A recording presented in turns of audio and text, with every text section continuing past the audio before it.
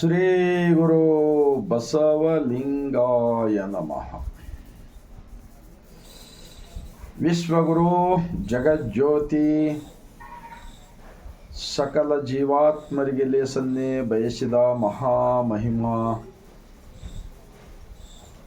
ವಿಶ್ವಗುರು ಅನುಭವ ಮಂಟಪದ ಮೂಲಕ 12ನೇ ಶತಮಾನದಲ್ಲಿ ಪ್ರಧಾನಮಂತ್ರಿಯಾಗಿದ್ದುಕೊಂಡು ಜಗತ್ತಿನ ಸೃಷ್ಟಿಕರ್ತನ ಜ್ಞಾನ, ದೇಹವೇ ದೇವಾಲಯದ ಜ್ಞಾನ ಕೊಟ್ಟಿರ್ತಕ್ಕಂತಹ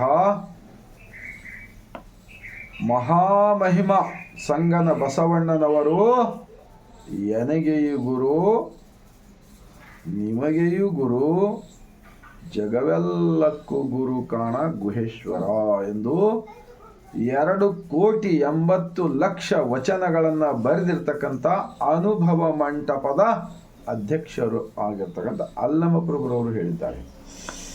ಅಕ್ಕ ಮಹಾದೇವಿರವರು ಹೇಳಿದ್ದಾರೆ, ಮಡಿವಾಳ ಮಾಚಿ ತಂದೆ ಅವರು ಹೇಳಿದ್ದಾರೆ, ಸಿದ್ದರಾಮೇಶ್ವರರು ಹೇಳಿದ್ದಾರೆ, ಕಾಶ್ಮೀರದ ರಾಜ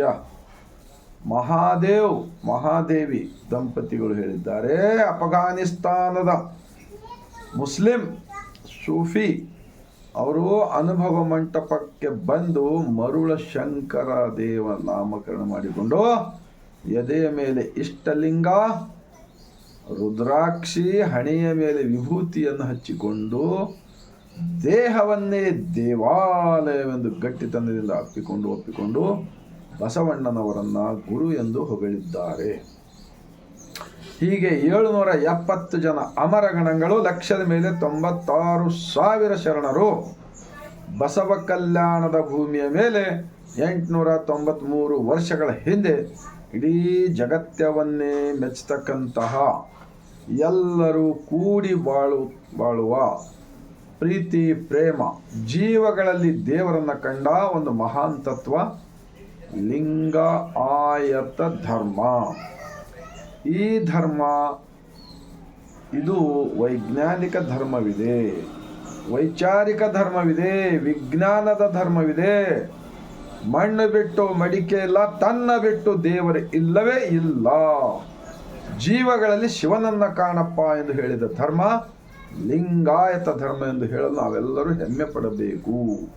ಈ ಮೂಢ ರೂಢಿಯ ಕಸ, ಅಜ್ಞಾನದ ಆಚರಣೆ ಆ ಉತ್ತರ ಪ್ರದೇಶ ಕಡೆಯಿಂದ ಎಲ್ಲ ತಂದು ನಮ್ಮ ಸಾಂಸ್ಕೃತಿಕ ನಾಯಕ ಮಹಾತ್ಮ ಬಸವಣ್ಣನ ಕನ್ನಡ ನಾಡಿನಲ್ಲಿ ಏನು ಹಾಕಿದಾರಲ್ಲ, ಇವರೆಲ್ಲರೂ ಈ ಕಸವನ್ನು ಅವರವರೇ ತೆಗೆಯಬೇಕಂತೇಳಿ ನಾನು ಈ ಮುಂಜಾನೆಯ ಸಮಯದಲ್ಲಿ ವಿನಂತಿಸಿಕೊಳ್ಳುತ್ತಾ ಈಗ 1-2 ವಚನಗಳನ್ನು ಹೇಳುವುದರ ಮೂಲಕ ನಾವು ಯಾವುದು ಆಚರಣೆ ಮಾಡಬೇಕು, ಯಾವುದು ಮಾಡಬಾರದು ಅಂತಕ್ಕಂಥದ್ದು ನಾವು ಅರ್ಥ ಮಾಡಿಕೊಳ್ಳೋಣ.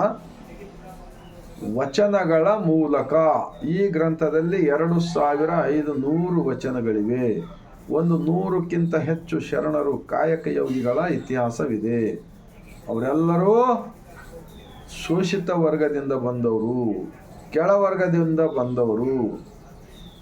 ಎಲ್ಲರನ್ನ ಬಸವಣ್ಣನವರು ಅಪ್ಪ, ಬಪ್ಪ, ಅಯ್ಯ, ಅಣ್ಣ ಅಂತೇಳಿ ಒಪ್ಪಿಕೊಂಡು ಅವರಿಗೆ ಸೃಷ್ಟಿಕರ್ತನ ಆತ್ಮಜ್ಞಾನವನ್ನು ಕೊಟ್ಟು ಅವರ ಎತ್ತರಕ್ಕೆ ಕೊಂಡೊಯ್ದಿದ್ದಾರೆ 12ನೇ ಶತಮಾನದಲ್ಲಿ.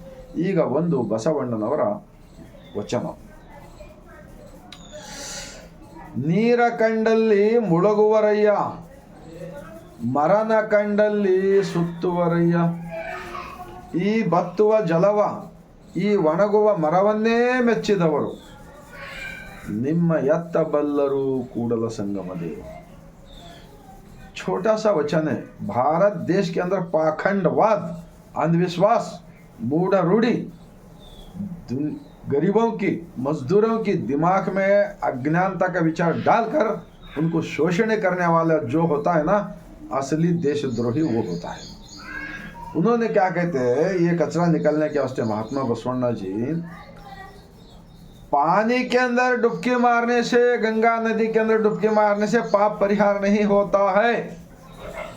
उल्टा वहाँ के पानी को गंदगी करना और अपना शरीर के ऊपर का मैला जा सकता होगा, लेकिन अंदर का दूसरों का बुरा सोचने सो बुरा किए सो कभी नहीं जाएगा.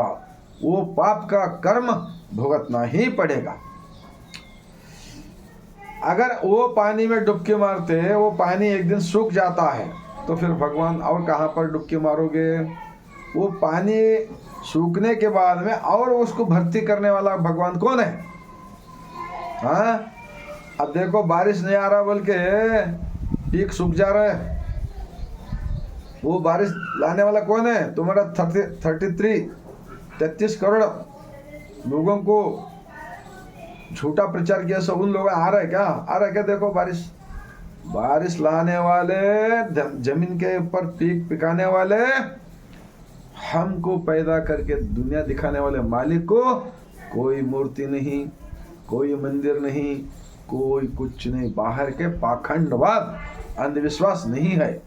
जड़ा वस्तु के अंदर आपको कभी भगवान नहीं मिल सकता है। ये सिखाता है बसवण्णा जी का वचन। मरण कंडल सुत्तुवरैया, एक झाड़ है को, वो झाड़ को फेरा मारने का देखा मैं, नया नया साड़ी पहनाने का देखा, तागा लपटने का देखा, क्या क्या तो मन्नत मांगने को लगा। हाँ, ಈ ಬತ್ತುವ ಜಲವೈ ಒಣಗುವ ಮರವನ್ನೇ ಮೆಚ್ಚಿದವರು ನಿಮ್ಮ ಎತ್ತ ಬಲ್ಲರು ಕೂಡಲ ಸಂಗಮ। अंदर का मालिक को नहीं पहचाने बगैर हाँ, बाहर के ये अंधविश्वास फैलाने वाला जो देश के अंदर इन मुक्त गरीबों के ऊपर कौन है ना, असली देशद्रोही होते हैं इन लोगों, असली राष्ट्रद्रोही होते हैं लोग। इन लोगों को, इंसानों के ऊपर अगर दया माया कड़कड़ी है तो बसवण्णा जी को आज की तारीख में गुरु मानकर, उनका विचार को पढ़कर लोगों को अंदर का मालिक का दर्शन करने को बोलकर मैं विनती करता हूँ। अब अंदर का मालिक का दर्शन हम करेंगे। ऐसा आप लोग भी करो, आपको बीपी नहीं होगा, शुगर नहीं होगा, हार्ट अटैक बीमारी नहीं आएगा, और कैंसर, वो रोग ये रोग कुछ नहीं आएगा। सात्विक विचार, सात्विक आचार, सात्विक आहार इस्तेमाल भी करना ही पड़ेगा। और रोज हर गांव में, हर सिटी के अंदर अनुभव मंडप की जरूरत है, प्रार्थना केंद्र की जरूरत है। वहां पर सब लोग मिलकर ऐसे दुनिया का फर्स्ट अनुभव मंडप, प्रजाप्रभुत्व का, शरणों का, वचन का, किताब का चिंतन करना पड़ेगा। और हर गांव में, और जितने भी कर्नाटक स्टेट के अंदर हो, यहाँ भी किधर भी, जितने भी वीरशैव लिंगायत, वीरशैव लिंगायत दोनों एक है बोल रहा ना, ठीक है। अगर दोनों एक है तो वचन क्या झूठ होता है क्या? और एक बसवण्णा जी का वचन, लिंगव नरियदे, अल्लम प्रभु जी का वचन है, लिंगव नरियदे ಏನನ್ನು ಅರಿದಡೆಯೋ ಫಲವಿಲ್ಲ। ಲಿಂಗವನರಿತ ಬಳಿಕ ಮತ್ತೇನನ್ನು ಅರಿದಡೆಯೋ ಫಲವಿಲ್ಲ। ಸರ್ವ ಕಾರಣ ಲಿಂಗವಾಗಿ ಲಿಂಗವನ್ನೇ ಅರಿದರಿದು ಲಿಂಗ ಸಂಗವನ್ನೇ ಮಾಡುವೆ, संग सुखदೊಳಗೆ ಓಲಾಡುವೆ गुहेश्वरा। क्या अल्लाह प्रभु जी का वचन में कभी तो आया क्या? हिंदू बोल के नाम आया क्या? वीरशैव बोल कर नाम आया क्या? लिंगा लिंगा बोल के 5 बार एक वचन के अंदर अल्लाह प्रभु जी कन्नड़ का वचन है। लिंगा के मीनिंग ब्रह्मांड का लांछन है।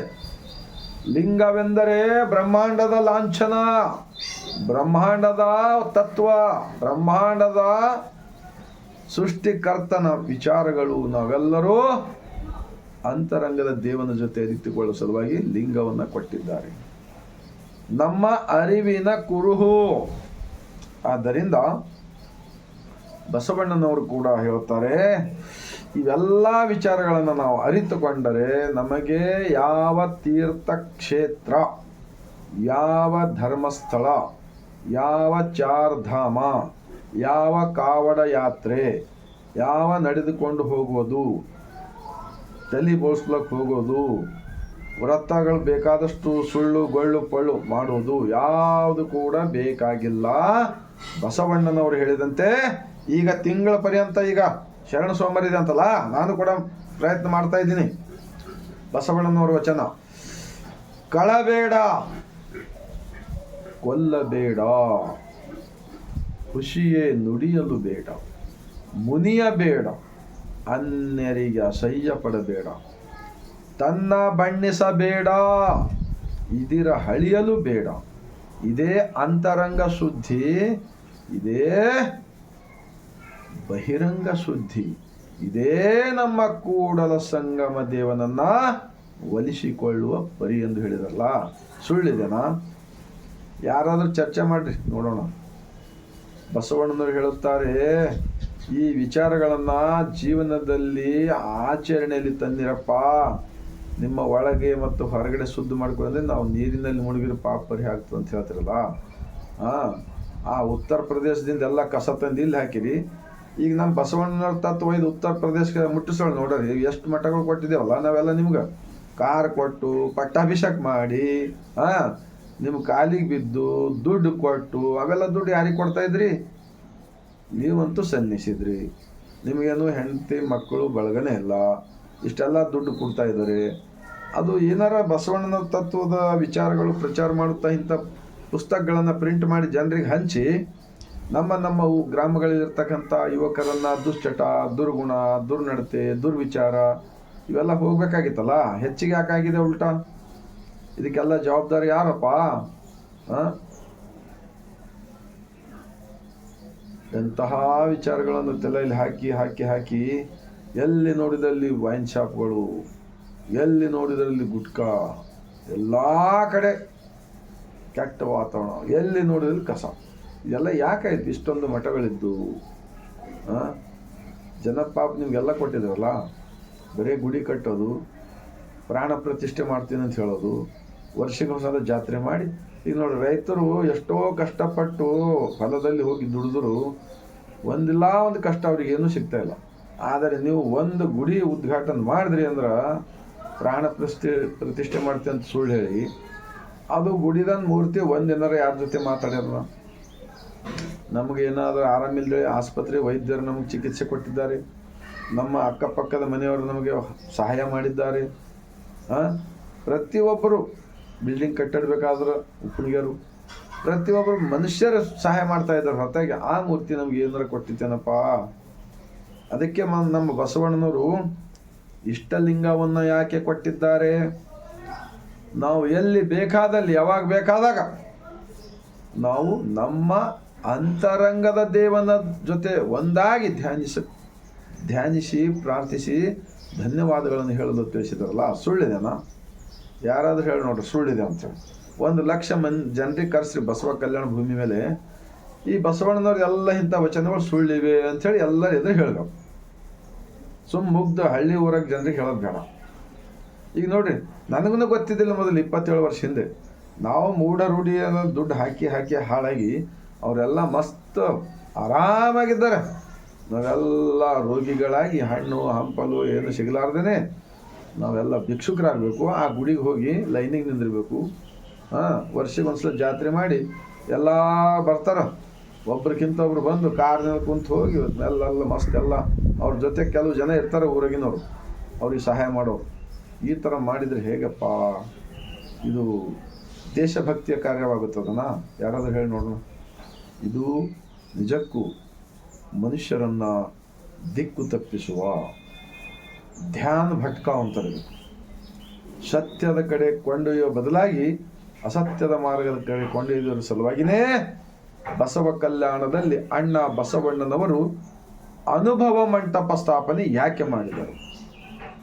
ನಮ್ಮ ಶರಣರು ಗುಡಿ ಗುಂಡಾರಗಳನ್ನು ಕಟ್ಟಬೇಕಾಗಿತ್ತಲ್ಲ. ಬಿಜ್ಜಳ ರಾಜ ಖಜಾನ ಸಿಗ್ಲಕ್ಕ ಕಾರಣಿಕ ಮಹಾತ್ಮ ಬಸವಣ್ಣನವರು. ಆದರೆ ಗುಡಿ ಗುಂಡಾರಗಳಿಗೆ ತಿರಸ್ಕಾರ ಯಾಕೆ ಮಾಡಿದ್ದಾರೆ? ಮೂಢ ರೂಢಿಗಳು ಯಾಕೆ ತಿರಸ್ಕಾರ ಮಾಡಿದ್ದಾರೆ? ಬಸವ ಕಲ್ಯಾಣದಲ್ಲಿ ಗವಿಗಳನ್ನು ಯಾಕೆ ಸ್ಥಾಪನೆ ಮಾಡಿಕೊಂಡಿದ್ರು?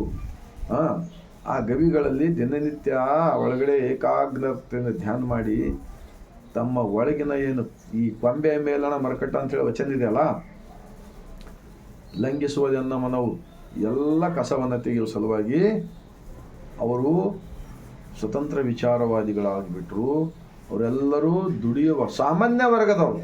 ದನ ಕಾಯ್ತಕ್ಕಂಥ ತುರ್ಗಾಯ ರಾಮಣ್ಣ ಗೊತ್ತಾಯ್ತು, ಕುರಿ ಕಾಯ್ತಕ್ಕಂಥ ಕುರುಬ ಗೊಲ್ಲಾಳಿಸ ಗೊತ್ತಾಯ್ತು, ಅಂಬಿಗರ ಚೌಡಯ್ಯ ಗೊತ್ತಾಯ್ತು, ಮಡಿವಾಳ ಮಾಚ ಗೊತ್ತಾಯ್ತು. ಇವತ್ತಿಷ್ಟು ದೊಡ್ಡ ದೊಡ್ಡ ಕಾರ್ದಾಗ ಓಡಾಡ್ತೀರಪ್ಪ. ನೀವ್ಯಾಕೆ ಇದನ್ನು ತಿಳಿದುಕೊಂಡು ಜನರಿಗೆ ಯಾಕೆ ತಿಳಿಸ್ತಾ ಇಲ್ಲ ಅಂಥೇಳಿ ನನಗೆ ಬರೀ ಅದೇ ಚಿಂತೆ. ಚಿಂತನೆಯಲ್ಲಿ ಇರ್ತೀನಿ. ನಾನು ಲಿಂಗಾಯತ ಸಮುದಾಯದವರಿಗೆ ಕೈ ಜೋಡಿಸಿ ವಿನಂತಿ ಮಾಡ್ಕೊಳ್ತಾ ಇದ್ದೀನಿ, ಈ ಮೂಢರೂಢಿ ಅಷ್ಟು ಡೇಂಜರ್ ಪಾಯ್ಸನ್ ಮತ್ತೊಂದು ಯಾವುದೂ ಇಲ್ಲ. ನೀವು ಮನುಷ್ಯರ ಜೊತೆ ಅಣ್ಣ ತಮ್ಮರು, ಅಕ್ಕ ತಂಗಿಯರು, ಕುಟುಂಬದವರು ಎಲ್ಲರೂ ಕೂಡಿ ಬದುಕಬೇಕಾದರೆ ಎಲ್ಲರೂ ಈ ತತ್ವವನ್ನು ಹಿಡಿದರೆ ನಿಮ್ಮೆಲ್ಲರಿಗೂ ಕಲ್ಯಾಣ ಆಗುತ್ತೆ ಎಂದು ಹೇಳುತ್ತಾ 150 ಕೋಟಿ ಭಾರತೀಯರಿಗೆ ಈ ವಿಚಾರವನ್ನು ತಲುಪಿಸುವ ಕಾರ್ಯ ಆಗಲಿ ಎಂದು ಮತ್ತೊಮ್ಮೆ ವಿನಂತಿಸಿಕೊಳ್ತಾ ಸರ್ವರಿಗೂ ಬಾಗಿದ ತಲೆ ಮುಗಿದ ಕೈಲಿಂದ ಶರಣು.